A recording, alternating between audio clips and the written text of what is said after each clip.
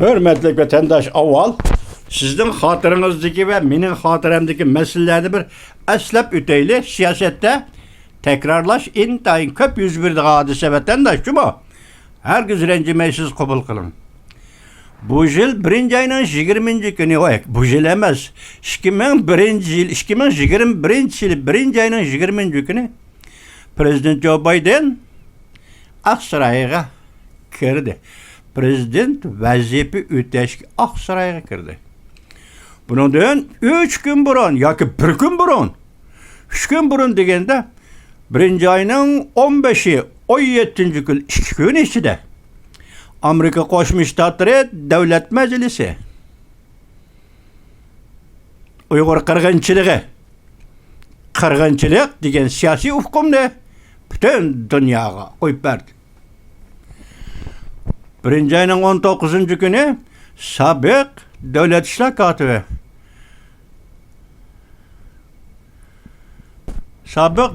kotibi Birinci ayının 19. günü de resmi halda Mike Pompeo resmi halda Uygur Şinjan'da Cungu hükümeti qirg'in qilyapti. Uygur qirg'inchiligi. Eg'izga oldi. 20. günü Prezident Joe Biden Aksaray'a kirdi.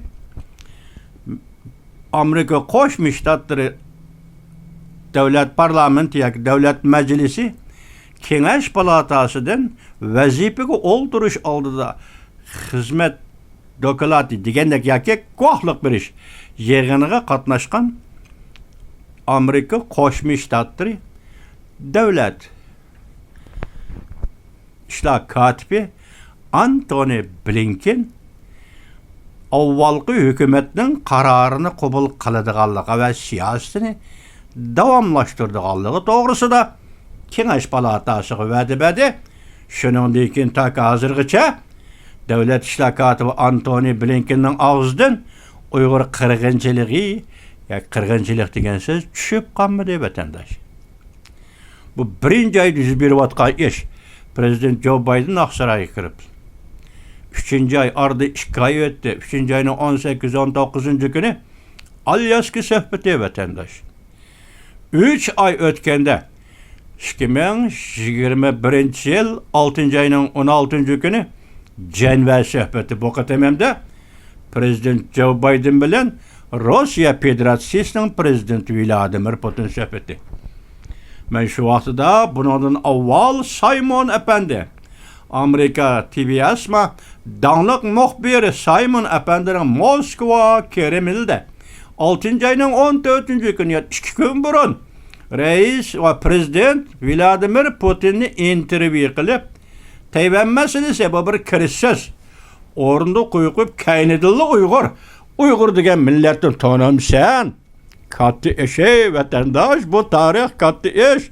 Kelgüsü tarihçiler kanda bağlaydı bu büyük kalem kanda ifadeinde o vakti görsek yani ölgüremeyimiz onunla. Görsek bu kaltısı yok da kaltısı iş bu. Rusya Federasyası'nın prezidenti Vladimir Putin bilen Amerika Qo'shma Shtatlari prezidenti Joe Biden'nin Cenva söhbeti kaltısı iş. Şu günden başlap uçuruşlar, sohbetler, berişkelişler, diplomatlardan, 2 devlet diplomatlarının, 3 devlet diplomatları değil, özara faaliyetlere, Rusya, Cungo, Amerika, özara faaliyetlere, barda keldi münasebetlerine, hemmisini tahlil kılıp sizler keldik vatandaşım. Şuna ama, hemmeden kızgın, bunun içinde Alyaska söhbetine tolu sözlüken deyim ben sizlerge, 2021 yıl 3. ayının 18-19. günü. 22. günü kelgen Rusya Federasyası'nın Tashqi ishlar ministri Raulov Beijing'e geldi ya vatandaşım. Çünkü onun şu vaqt Tashqi ishlar ministri Wang Yi Lavrovni Guizhou şehri gelip gitti. Guizhou şehrida o'tirib suhbatlashdi. Beijing'da emas. Ama muşunda Qatar hemmini sizler söyleyip bulduk. Endi deyliye bugün qarab turun. Bu yıl 3. ayının 20. günü Prezident Vladimir Putin özünün ordusuda yoki ishxonasida Jungoning raisi Xi Jinpingni kutib oldi. Shuningdan keyin men boshda aytdim-ku. Chingangning xatoligi balki mush xatolik bo'lishi mumkin emas. Chingang g'oyib bo'ldi-ku. Jungoning shu vaqt diplomatiya vaziri Chingang bizni majburlab Moskvaga avatgan davlat Amerika bizni majburlab Moskvaga avatdi dedi ya vatandaşı. Gördünüz mü? Demek Moskvada sözleştiniz, Reis Xi Jinping qaytib keldiniz. Onandaki yüz bergen iki hadise, biri Tashqi ishlar ministri Chingangni vazifada elib tashildi. İkincisi, Davlat Mudofaa ministri Li Shanfoni vazifadan elib tashildi. Üçüncüsü, Jungoning vaziri Li Keqiang 10 ayning 26 günü tuyuqsiz fojialik ölüm bilan ölüp ketdi vatandaş. 3 hadise. Bu dünya üçün, dünyaga münasibetsizdi, belki ve yakın münasibetli bu Jungo üçün elbette intayin keskin hareket. Bir siyasi özgürlük karakterli keskin hareket vatandaşı. Bularni tugutaylik hamisi 8 ayının 21 günü Jungoning Reis Xi Jinping Janubiy Afrika 5 davlat, altın kesak davlatları yig'ini 22 günü tuyuqsiz g'oyib bo'ldi. Muhim bir yig'inga, savdo sanoat yig'ini qatnashmadi. 26 günü 8 ayının 26 günü Reis Xi Jinping tuyuqsiz Uyg'uriston, mustamlik Uyg'uristondan Urumchi shahrida paydo bo'ldi. Bular ketdimi? Endi bularni qisqartaylik. Qisqartib nima deymiz? Masalan, sen bu yil 9 ayning 10 günü Hindistonda yangi Dehliga chaqirilgan 20 davlat yig'iniga qatnashmading. Ikkinchisi anda Indoneziya nima qaysi bir yig'inga yana qatnashmading? Endi Li Keqiang, vazir Li Keqiangni aytib qo'yding. Xo'sh, bu qatam endi San Fransiskoda ochilgan yig'in Asiya Tinch okean iqtisodiy hamkorlik yig'ini mezgilida Amerika Jungo suhbati, Prezident Joe Biden bilan Jungoning Reis Xi Jinping suhbati, San Fransisko suhbati. Mushu suhbat jarayonida nima ish yuz berdi? Biz toza diqqat qilmaylik, so'zildik sizlarga. So'zlab o'tib ketdik. Yani o'xshashli mushu yig'inda ham Asiya Tinch okean iqtisodiy hamkorlik yig'inining savdo sanoat yig'iniga taklif qilindi Reis Xi Jinping, lekin qatnashmadi. Janubiy Afrikada qanday qilgan bo'lsa ishni, bu qatam San Fransisko shahrida shunday qildi, bu yig'in qatnashmadi. Bir sirliq ish. Janubiy Afrikada g'oyib bo'lib ketdi bir kun. Bu bir sirliq ish. Bu qatam Kaliforniya San Fransiskoda yana shunday bir yig'in qatnashmadi. Bu mu? Aydınlaşmagan bir hareket. Mesela oldu mu? Yig'in oxirlashdi, vatandaşım. Endi Rossiya, Amerika, Jungo o'rtasidagi shu bodi keldi degan gaplarni eg'izga oldik, vatandaşım. Shundaqli vaqtim Reis Xi Jinping San Fransiskoda yig'inni oxirlashtirib 18 kuni Beijingga yetib keldi. Derhal ikki yig'in. Biri nima debdi? Rossiya, Jungo Mablag' solish komitetining 10 qatimliq yig'ini. Yani birisi nima deyilibdi? Rossiya hokimiyat beshidagi partiya dialoglashish funksiyasining ya komitetining 10 qatimliq yig'ini. İki yig'in o'rlashtiribdi. Buni sizga munosabatsiz deylik, bizga munosabatsiz deylik, kimga munosabatsiz qo'yib turaylik munosabat bor yo'qligini. Siz şuna dikkat qiling, vaqt nuqtasiga dikkat qiling vatandaş. Vaqt nuqtasiga dikkat qiling. Sen tunugün San Fransiskoda Kaliforniyada Prezident Joe Biden bilan suhbatda bo'lding.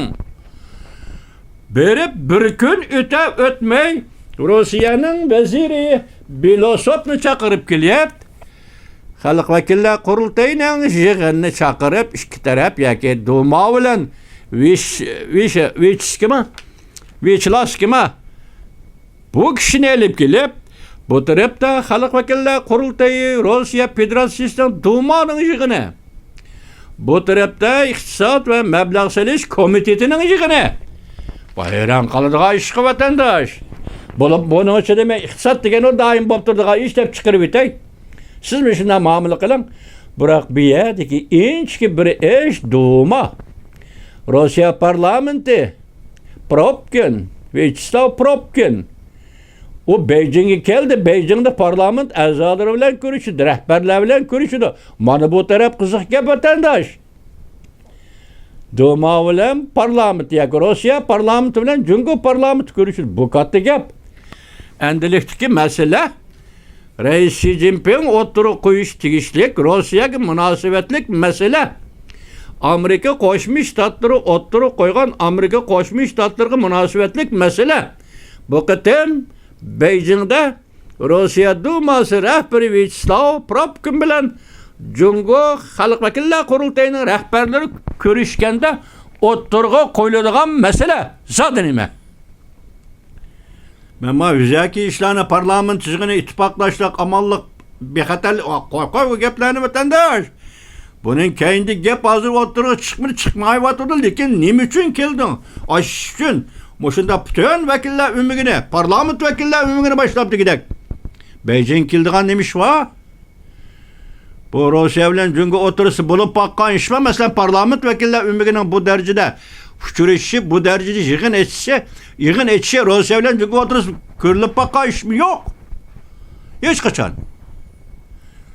Avvalgi talash-tartish qilayotgan, dushmanlashayotgan 60-yillar bo'lsin, uningdagi yarışib qolgan, do'stlashib qolgan keyingi yillar bo'lsin, bunda Duma Rossiya Federatsiyasi parlamenti vakillar umigini boshlab Beijingga kelib, Beijing Xalq Vakillar Qurultayi rahbarlik organi qo'sh taraflik suhbat hargiz bo'lib baqqan emas. Suhbatning mavzusi cho'ng davlatlarning rahbarlik qatlamidan olqib chiqib, masalan Prezident Vladimir Putin, masalan Rais Xi Jinping, masalan Amerika Qo'shma Shtatlari prezidenti Joe Biden. Masala mavzular. Tushundingizmi? Masala va mavzular davlat rahbarlari qatlamidan olqib chiqib, endi uning ma'muriy apparati, Xalq Vakillar Qurultayi, Duma, Rossiya parlamenti o'tirisiga tushdi. Bu masala zodi nima masala vatandosh? Zodi nima masala? Rossiya bilan Jungo so'zlashadigan parlamentlar aro so'zlashadigan masala zodi nima masala? Mana meni qiziqayotgan yerim shu. Cho'chiga yerim shu vatandosh. Uning ustiga vaqtni qarang, vaqt nuqtasidan qarang. Tunikin Kaliforniyadan aeroplanga o'tirib Beijingga qaytdingiz Rais Xi Jinping 18 qaytgan bo'lsangiz 19 faqat bir kun ichida tayyorlik qilib Rossiyaning ikki qatlamliq biri hukumat qatlami Belosov muavin vazir, Rossiyaning ikkinchisi parlament qatlami. Biri ma'muriyatning o'zi, yana birisi ommaviylik aralashgan ma'muriyat. Ya'ni parlament asoslig'i omma xalq bilan uchrashib turadigan bir organ vatandosh. Bunda ommaviylik tusi bor. Önümüzde qonun chiqarish parlamentdan chiqadi qonun deganmi. Moshundaq ishki rahbar rahbarlik guruhning Moskvadan Beijingga ekilib bu yig'inni o'tish degandan men hayron qoldim vatandosh. Faqat shundaq deyalaymanki, bu yig'inning mazmuni nima bo'lsin sizga ma'lum. Bu ko'rishning tafsiloti, mavzulari nima bo'lsin menga ma'lum.